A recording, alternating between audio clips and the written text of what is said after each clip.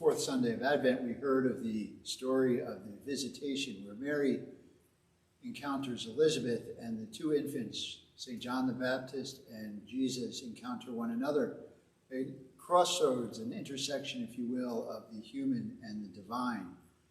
Christmas Day continues that understanding of the intersection of the human and divine, but in a much more profound way, almost a convergence or a confluence, if you will, as the Word, eternal Word, takes on human flesh in the infant Jesus and is born of the Virgin Mary.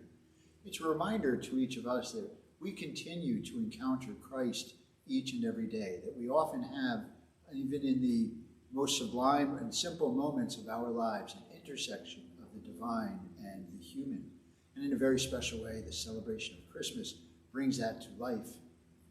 It allows us to encounter Christ in a new way.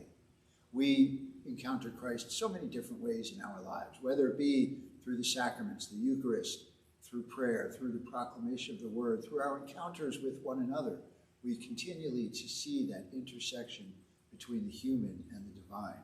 And Christ teaches us to approach those moments with grace, with humility, and with reverence.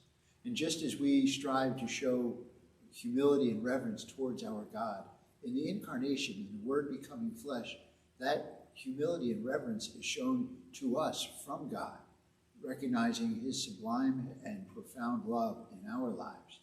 As we continue our celebration of Christmas with the Feast of the Holy Family, it's also a reminder that that human and divine being, Jesus Christ, continues to live in our lives and in the context of our families.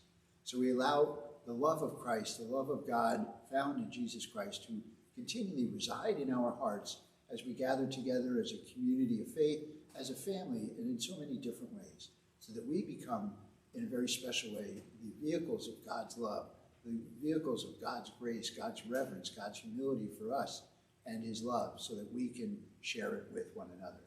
On behalf of all of us here at Immaculate Heart of Mary, we wish you a very blessed, holy, and Merry Christmas.